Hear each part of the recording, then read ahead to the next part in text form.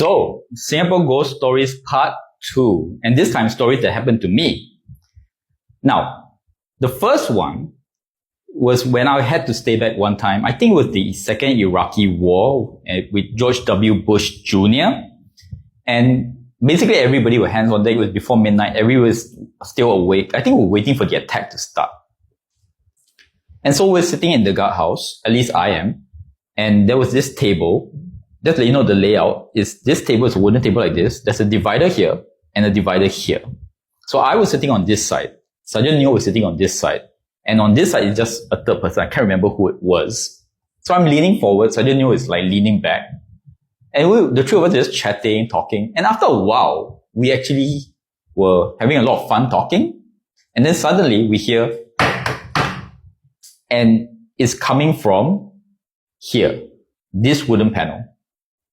And so all of us were like, and yet it was very obvious none of our body moved enough to make such a big kick. And then I look over, and there's a rule. Don't let the ghost know that you know. So I'm leaning forward and I whisper, did any of you do that? Other two were like, and I was like, And then Army Sixth Sense. The three of us just went, and all of us stood there like, I need to go toilet. Yeah, I need to talk to whoever. And then we walk out. And then we start discussing. We're talking about the many ways, what could it have been? Like, was it the dog, the stray dogs and stuff like that? But we were seeing the dogs. I think even the biggest puppy was quite large.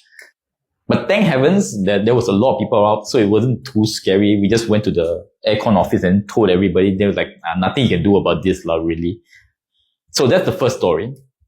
The second story was one which is the scariest for me personally. So again, I had to stay overnight one time.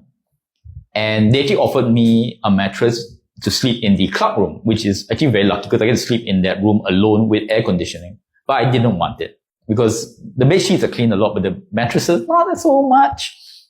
So I just said, it's okay. So I sleep, I take off my shoes and I put two of the wheelchairs together. And I lean my body on one and then my legs on the other. The only sound in that office, the clerk's office, was from the aquarium at the end of the room. And it was like this constant rhythm. It's actually quite calming. And so, off the lights, went to sleep. It's not the most comfortable, so I keep moving about. And at some point, I fell asleep.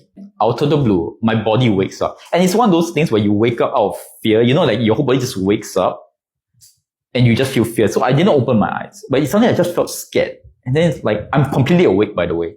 And I'm like, Then it felt like, so I'm leaning on this part of the chair, right? And like that, it felt like someone was standing right here, looking down at me. I don't know how to tell you how I know, but it just felt that way. I don't know if it's true, maybe an overactive mind, but it felt that way. And it really felt strong.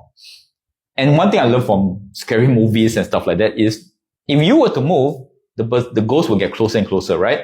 So I didn't move. And I was laying there, and then I'm making random prayers. I'm not religious at all, but I was just making random prayers. And then the parts of my body that were touching the fabric were getting to feel hot. It was really uncomfortable. It felt like ages. After a while, I don't know how long, I hear a knock of the door. And then the person didn't wake, basically. The door hinge just went, and it's my corporal who's gay. I say it because he has a higher pitched voice and he always carries a clipboard and he has a handkerchief sticking out like that. And he goes, Bina, you okay or not? And I just flew. I tell you the truth, I really flew out of the chair and I went to hug him.